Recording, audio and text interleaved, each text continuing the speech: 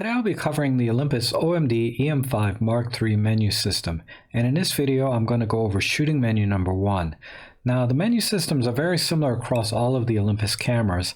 However, the Olympus OMD EM1 Mark II is almost exactly the same, so you should be able to follow along in lockstep if you have that camera or this camera, the EM5 Mark III.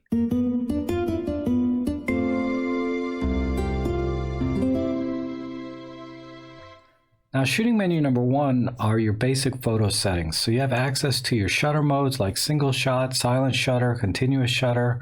You also have access to your picture profile. So if you want to shoot in color or black and white, or maybe you want to use an art filter. And then also you have access to if you want to shoot in RAW plus JPEG or JPEG only. There's the digital teleconverter and so on. But there are also some very advanced features in shooting menu number 1, such as custom settings, where you can save multiple settings that you set up in your camera and save them for recall later. You also have access to your high-res shot mode and also your intervalometer. All right, so let's turn the camera on and go into shooting menu number 1. So now the camera's on, I just click the menu button, and by default it goes to shooting menu number 1, but if you're not there, you just click over to the left and you can scroll up and down until you get to shooting menu number 1. Now the first thing in shooting menu number 1 is a reset and custom mode setting. So let's click OK here, and you can see we have reset, we have assigned the custom mode, and recall from custom mode. Let's just start with the reset setting. And you'll notice there's a little right arrow here, which means I can click over to the right and I can change this setting. And we have basic and we have full. So let's just do a full factory reset like so. So I'll click OK. So now the reset button is set for full reset, and I can click OK, and it'll ask me, do I want to reset? And I can say yes. Now the difference between basic reset and full reset is full reset resets everything in the camera back to the factory defaults, with the exception of things like your copyright information, the time and date, and the language settings. So you don't have to redo all of that. It's not like when you first bought the camera you had to set all those things up, but it does reset just about everything else. Now a basic reset, it primarily only resets your exposure information and your picture profile. So for example, if you were shooting in monochrome at f2 and a fixed ISO of 200 and you do a basic reset, it's going to reset your ISO back to auto ISO, your color, your picture mode from monochrome back to natural color profile, and then it's also going to reset your aperture back to the lens's default aperture, which is usually 5.6. However, it's not going to reset things like any custom settings that you've had that we'll get into later. It's not going to reset any of the buttons that you may have reassigned. Say maybe you reassign the ISO button to be your home button for your focus point. So a basic reset is usually should be your first go-to if you're having any problems taking a picture or setting something else up in the menu. Because if you do a full reset, you're going to lose any custom settings you saved and any buttons that may be reassigned, and you'll have to start over basically from scratch. Now let's go back into the menu, and we have here assign custom mode and recall custom mode, and I'm going to come back to that last. So let's go into picture mode. Now in picture mode, we click OK. And this is where we have, our monochrome, our portrait, our eye enhance, our vivid, and then we have access to all of our art filters. So, you can just kind of pick whatever you want here. But what I want you to look at here is over here on the right, you'll see a little arrow. That means we can click right on the D-pad. And that'll give us additional settings for the natural color profile, where we can adjust sharpness, and you'll notice there's another right arrow here. I can click over to the right, and I can increase the sharpness or decrease it in steps of 1 or 2 levels. Same thing for contrast, same thing for saturation, and then we have gradation. Now gradation, the default setting is normal, and that's usually just fine.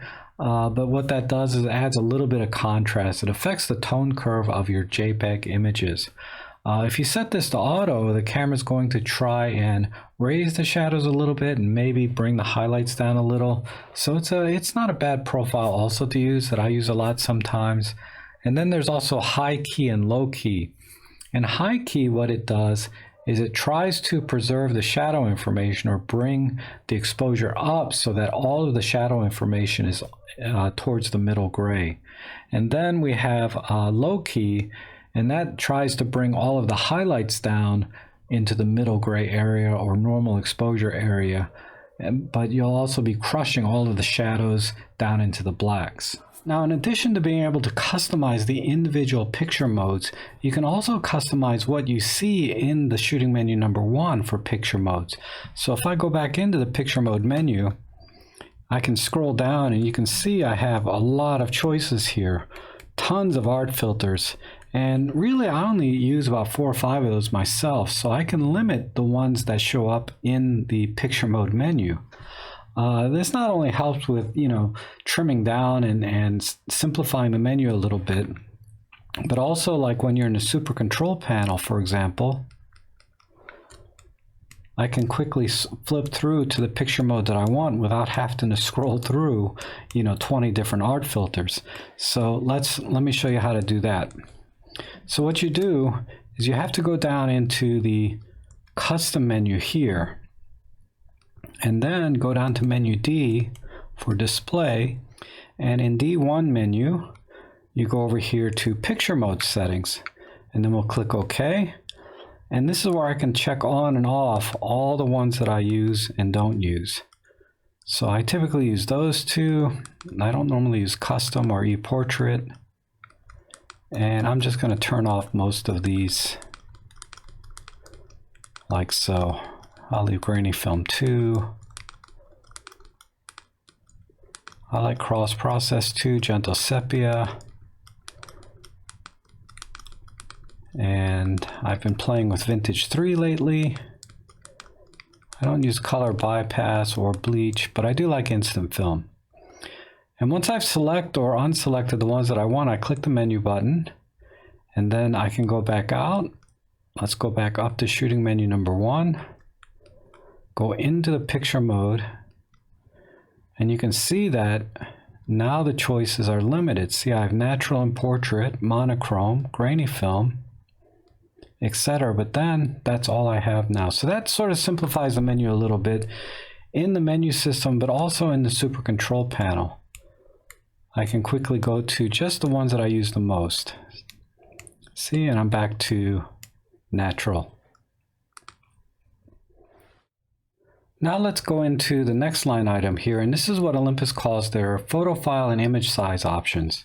So if I click OK here, you'll see that I can select from various types of files and also various sizes and quality. And the first one here is raw, and then we have large super fine. We have large fine, which is actually the default setting. Large fine again, medium, normal, etc. What I always recommend is you shoot in the highest quality JPEG, which is large superfine. But I also recommend you shoot raw. So I'm going to select this one, large superfine plus raw. So every time you take a picture, the camera will save 2 images, one JPEG in large superfine and a raw image. And as you advance in your photography, you'll appreciate having the raw image later. So what exactly is large, medium, fine, normal, etc.? Well, as I said, super fine is the highest quality JPEG setting, but the sizes large, medium, and small are actually in the next line item here under image aspect, and this will tell you what the individual sizes are. So you can see the first line item, raw, tells you that the image size will be 5,184 pixels by 3,888. A large file is exactly the same size, but that's for your JPEG image. And then medium is a little smaller, 3,200 by 2,400. And then we have small, which is 1280 by 960. And then it also shows you your 50 megapixel and your 25 megapixel high-res shot modes, which we'll talk about in another video. But what's highlighted here is actually the image aspect of the picture that you'll be taking. And if you take it at 4:3, the default setting, the camera will use the entire image sensor and give you the largest image it's capable of. However, I can change the image aspect ratio by scrolling with the D-pad. And you can see we have different options. So we have 16:9, so it's a little wider format. It's common television format. We have 3:2, which is more common to APS-C and full frame type sensor dimensions or aspect ratios. And then we have 1:1, which was very popular on Instagram for a while. And then we have 3:4, which is sort of a vertical profile. And then we're back to 4:3.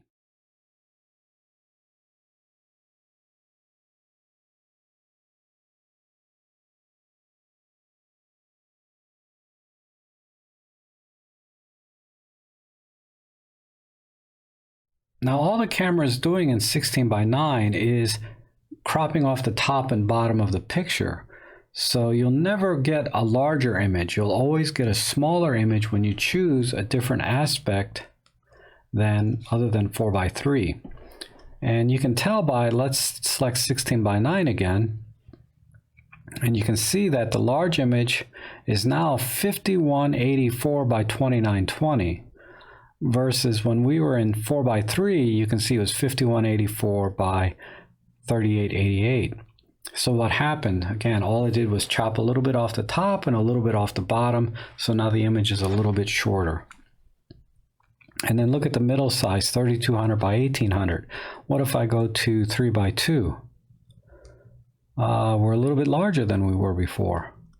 And then 1:1 is square, so we have a 2400 by 2400. So it's definitely cropped the sides off to make it completely square, but it didn't chop anything off the top. So I always recommend you just shoot in large and then select the image aspect from there. Because the image aspect, sometimes I like to shoot in 1:1 combined with the instant art filter just for fun.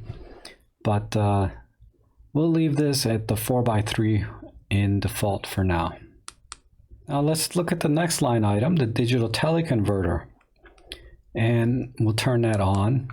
And all that does is crop in on the sensor to give you an effective 2x zoom.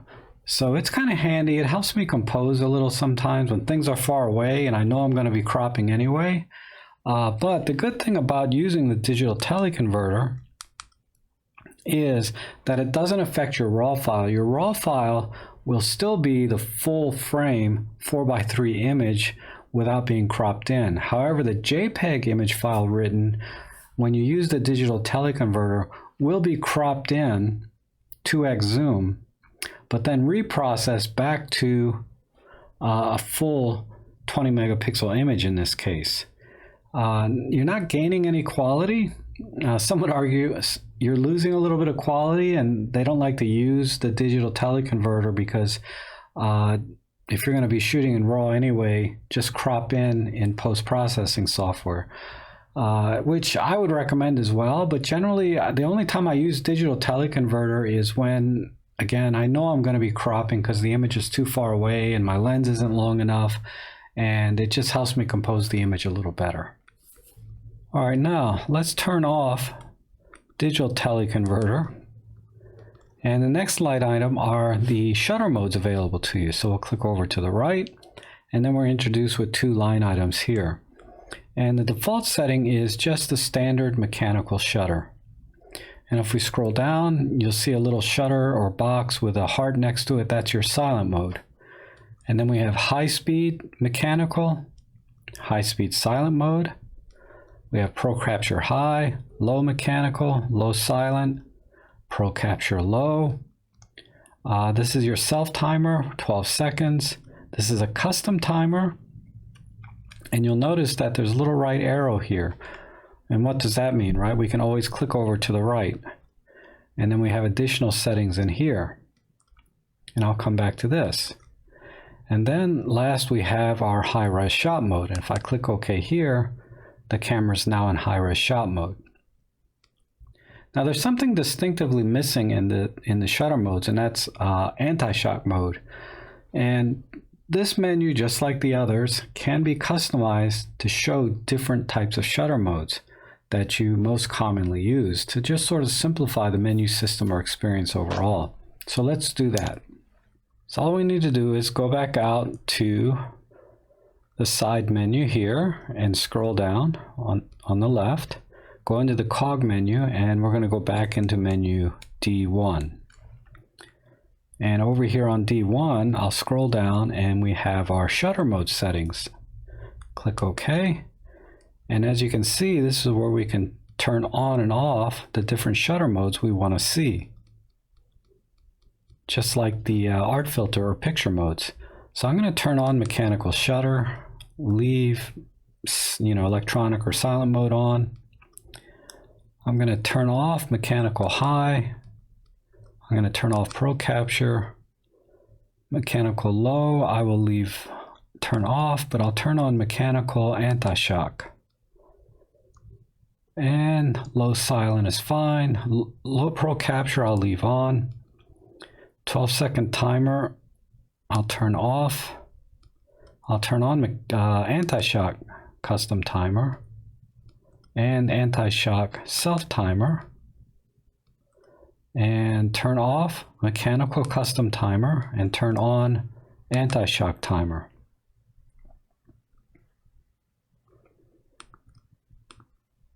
Now you don't have to use the same things I do, obviously, but those are the ones that I normally select. Now if we go back into shooting menu number 1, then go back down here to our shutter modes and click over to the right, click over to the right again, you'll see that all the ones I selected are the ones showing now and nothing else. So for example, you can see that I have anti-shock mechanical shutter set.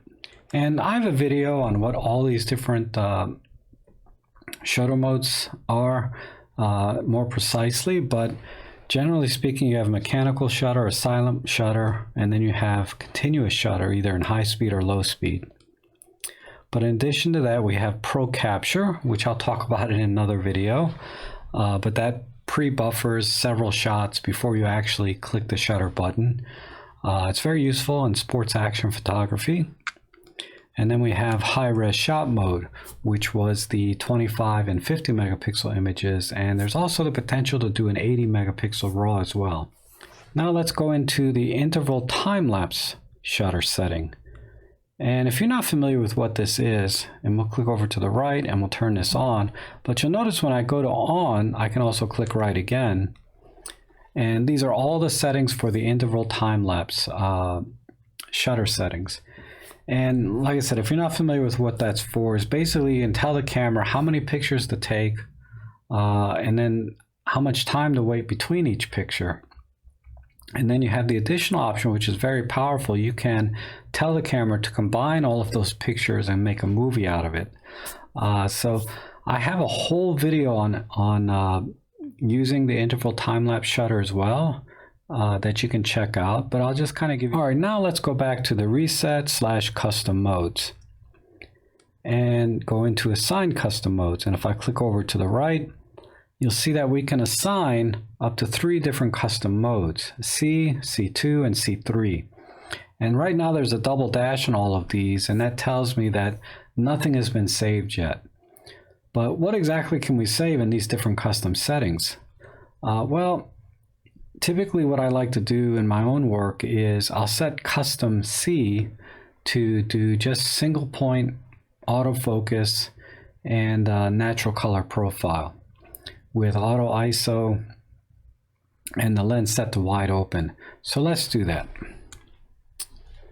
So all I have to do is go back out, and I'm just going to go do it through the super control panel, and I'll leave image stabilization to auto. ISO is on auto, white balance is on auto. We have, let's see, anti-shock mechanical shutter, large superfine plus raw, single point autofocus. So everything is good. This is how I normally shoot. Make sure I'm in aperture priority.